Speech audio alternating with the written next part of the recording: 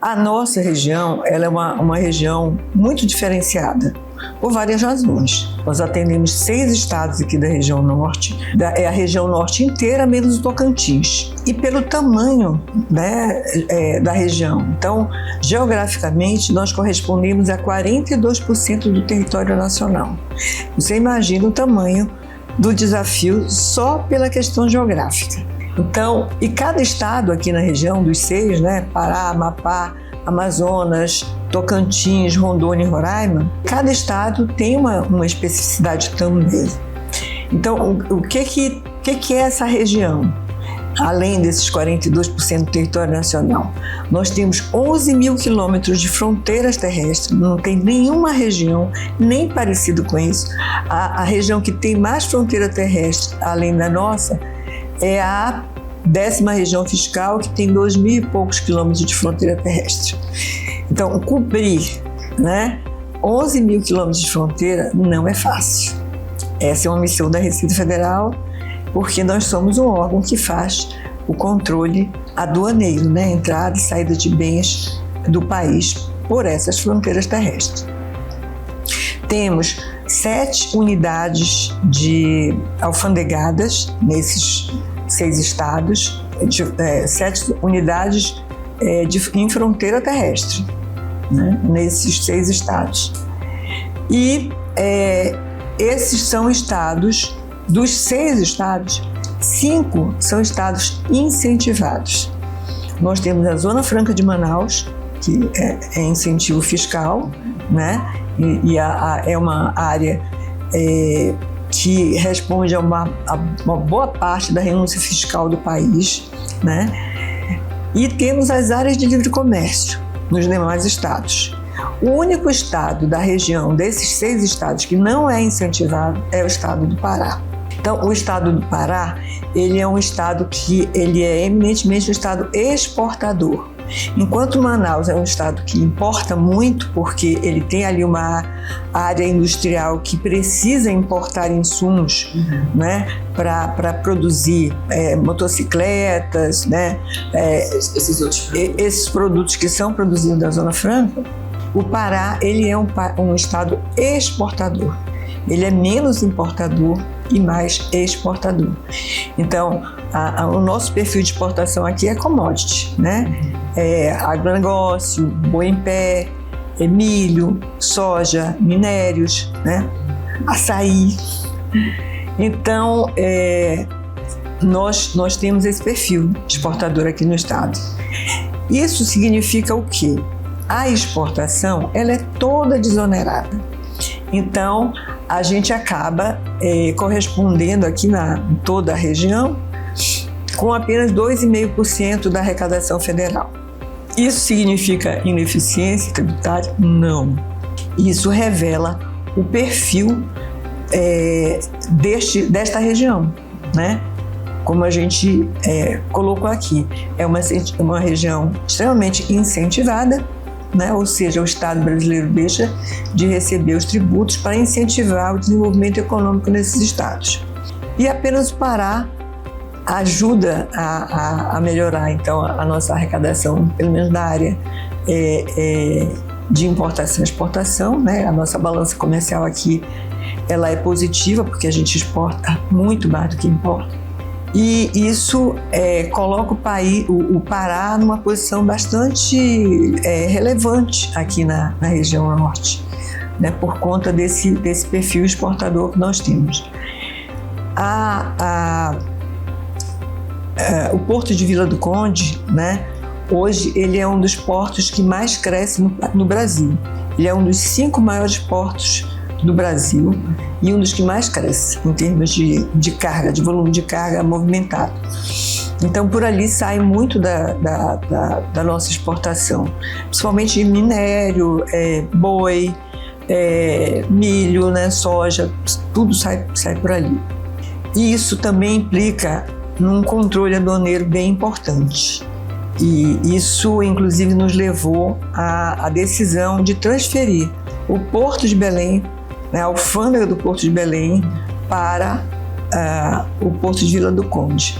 Isso deve acontecer quando vier o novo regimento interno da Receita Federal. A gente está aguardando aí para o início de 2026 esse novo regimento, e com o novo regimento a alfândega, que era aqui no Porto de Belém, passa a ser lá em Barcarena. Essa foi uma decisão estratégica por conta dessa característica do Porto de Vila do Conde. Quando nós entramos agora em abril, nós já tínhamos 2 grandes desafios aqui na região. Um era a reunião do BRICS, que aconteceu agora em setembro, lá em Manaus, e a segunda região fiscal ficou responsável por toda a logística do encontro desses países, né? Era uma discussão das autoridades tributárias de todos os países do BRICS, e aí nós tivemos todos esses outros países participando. Então foi um evento muito interessante, mas que realmente tomou bastante espaço aí na nossa agenda nos primeiros meses da nossa atuação aqui na superintendência. Um outro grande desafio que tem nos tomado bastante tempo é a COP30, né? A Receita Federal, ela tem um papel muito relevante na COP, porque ela controla a entrada de bens no país. Então, todas essas delegações, né, já temos 130 delegações confirmadas. Eu acho que já é um pouquinho. Até um pouquinho mais agora. Todas elas vão passar pelo controle da Receita Federal. Nós estabelecemos algumas estratégias para atender adequadamente essas delegações e evitar qualquer transtorno na chegada, principalmente dos chefes de Estado, que vão chegar na primeira semana, né, de 5 a 7. Esses chefes de Estado estarão em Belém.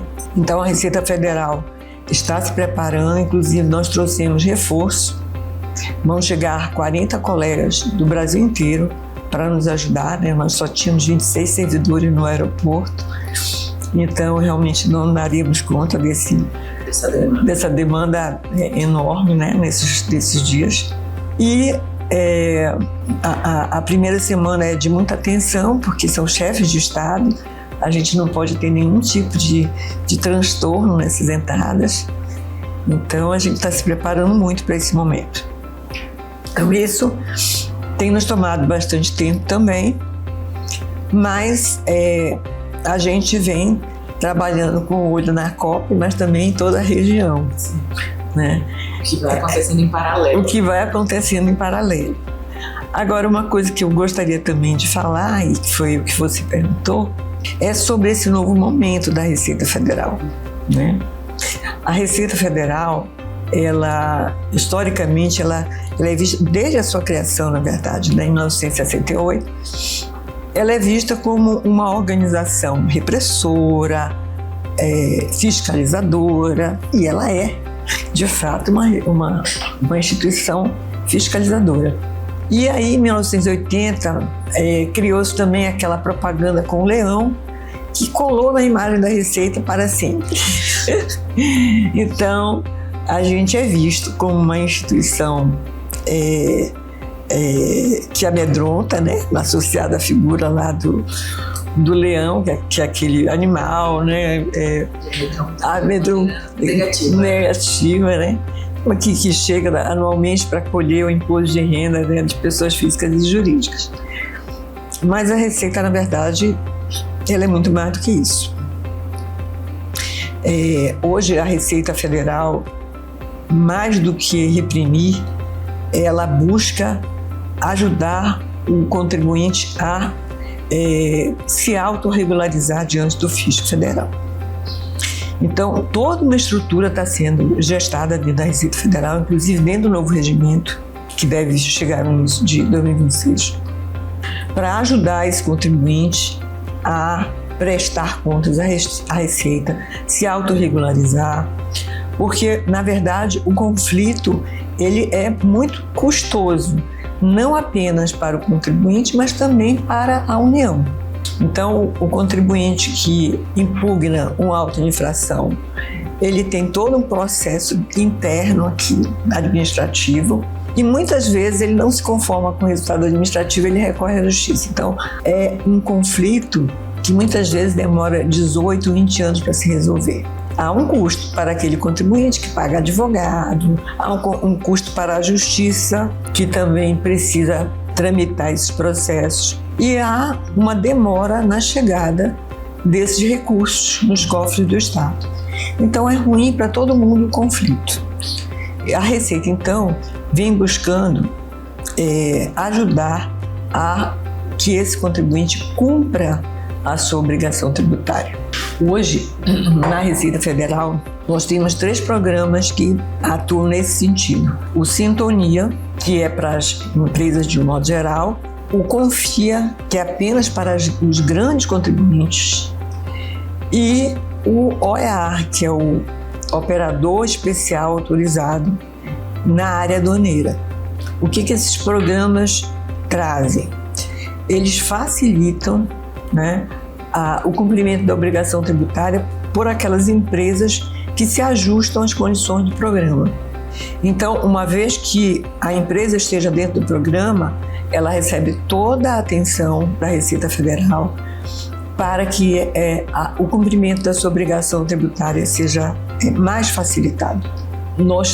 Hoje, o Sintonia e o Confia, eles são voltados apenas a pessoas jurídicas, mas isso deve se ampliar no futuro também para as pessoas físicas. A Receita Federal também busca mostrar uma nova fase, ou seja, a Receita ela não está apenas voltada para a arrecadação de tributos. Sim, essa é a nossa missão precípua, né?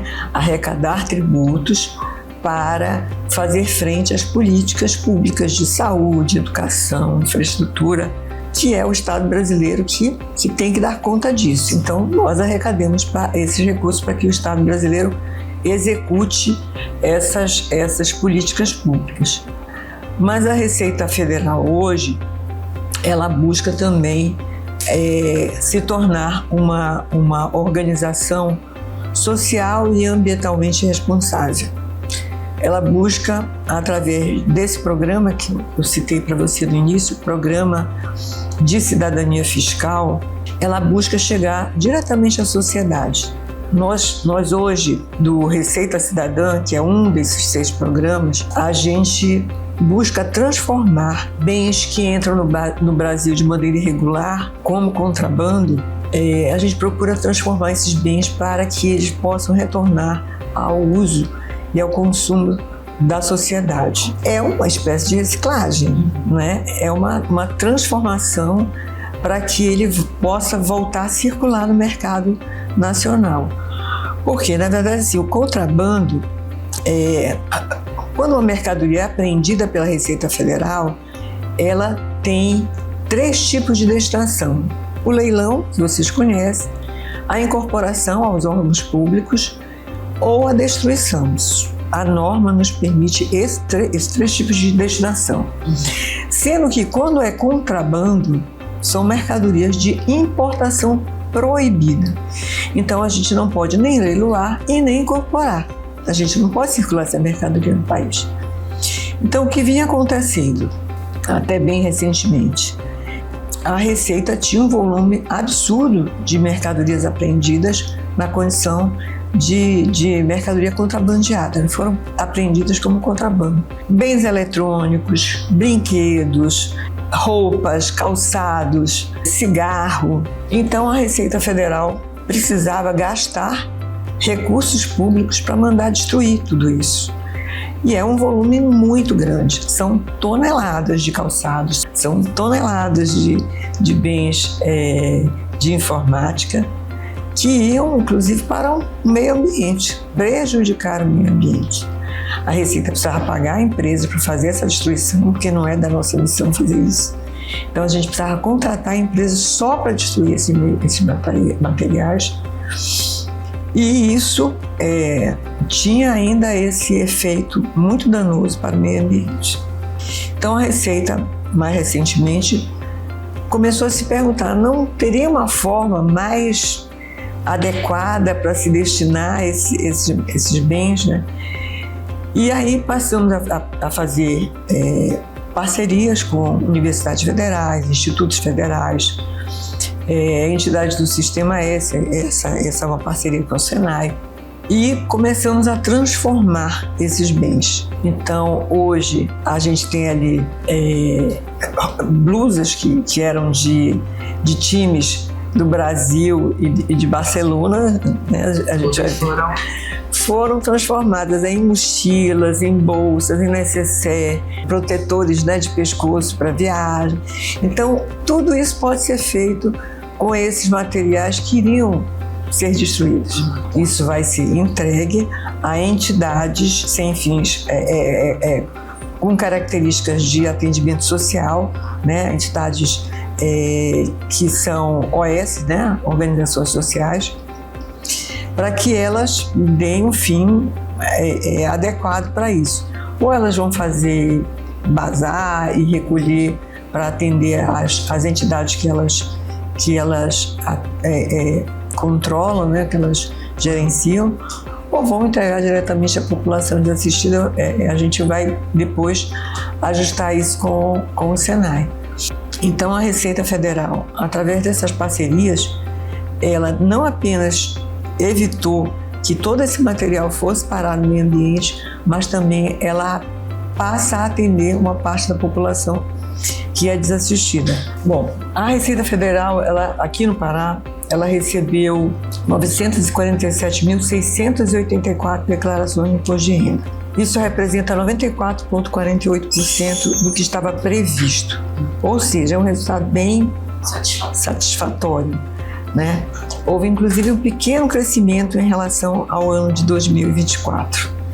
Então, nós ficamos bem satisfeitos com o resultado aqui do Pará e temos alguns dados aqui que eu posso te passar, que são dessas declarações, 65% tem valores a restituir, 16% tem valores a pagar, 18% não tem imposto, 43% são declarantes do sexo feminino, né? 56,9% do sexo masculino, a média de idade 45 anos e uso da pré-preenchida 47%, 47,5% na verdade.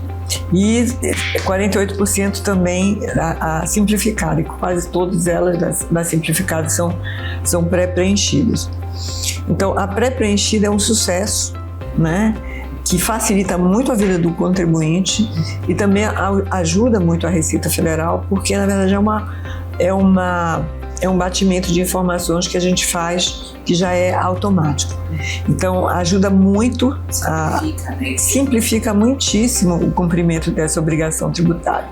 Nós tivemos, apesar disso, ainda 25.763 contribuintes que ainda se encontram com suas declarações retidas em malha. E esse número representa menos de 3% do universo de declarações recebidas. Isso também é um resultado fantástico, né? E que a gente deve também à ampliação do uso da pré-preenchida. Então, o contribuinte ele tem menos risco de errar, né? Então, ele tem menos risco de cair na malha fina. E também, dessas retenções de malha, 47% desse total decorre das deduções de despesas médicas, né? Isso ainda é uma marca bem importante. Então, a gente até pode, dando sequência aqui em relação à questão das declarações de imposto de renda, você me fez uma pergunta, né? Que orientações a Receita dá a quem está com pendência e não foi notificado? Então, o primeiro passo é identificar qual é a consistência, né? O que gerou aquela malha, né? Por que a pessoa foi cair em malha fina. Então, ela entra no ECAC, na aba Meu Imposto de Renda, e ali ela pode identificar qual é a inconsistência, já fazer uma declaração retificadora, ou ela leva à Receita Federal documento comprobatório do que ela declarou no primeiro dia de 2026 em relação ao exercício de 2025. Também temos, para orientar as pessoas que caem em malha, o manual da malha fina, que está lá também no site da Receita Federal.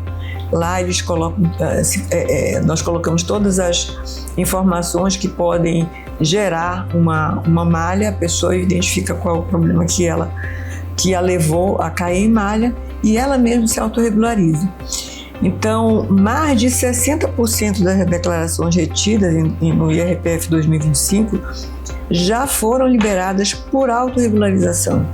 Por quê? Porque o próprio site da Receita orienta essas pessoas, né? E elas mesmas vão lá, verificam qual é a inconsistência, prestam a retificadora e já saem de malha, né? Bastante intuitivo, né? É bastante intuitivo e além da redução, né, da malha, a gente tem esse aumento de autorregularização através do próprio site da Receita Federal. Então isso nos deixa muito satisfeitos e mostra que a gente está indo no caminho certo. O que nós tivemos de mudança recente no imposto de renda, que diz respeito a essa alteração, né, na faixa de isenção.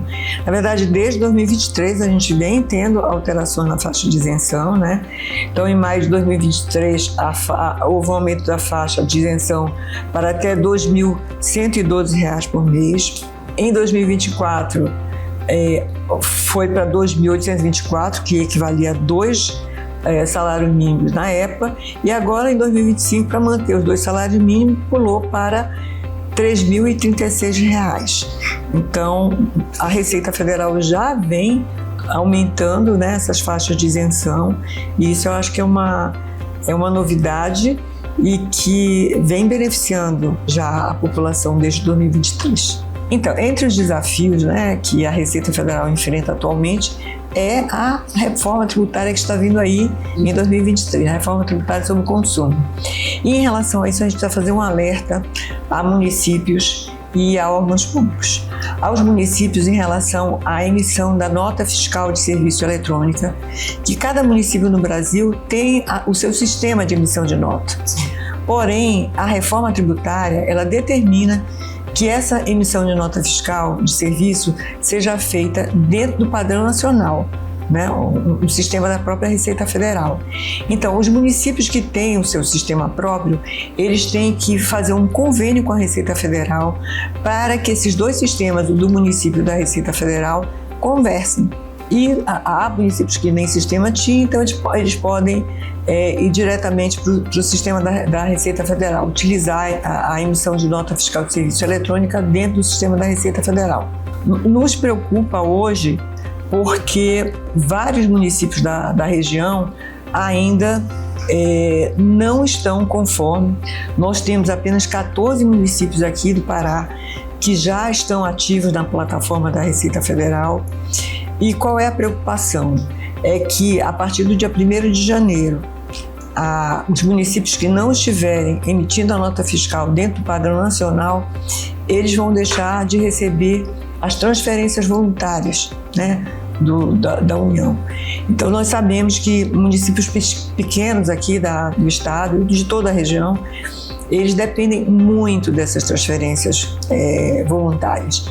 E se não estiverem emitindo a nota fiscal de serviço eletrônica dentro do padrão nacional, eles vão deixar de receber. Isso está previsto na Lei Complementar 214, que instituiu a reforma tributária. Então, isso não vai ser alterado, esse prazo não será alterado, porque precisaria alterar a Lei Complementar, o que é absolutamente impossível até janeiro.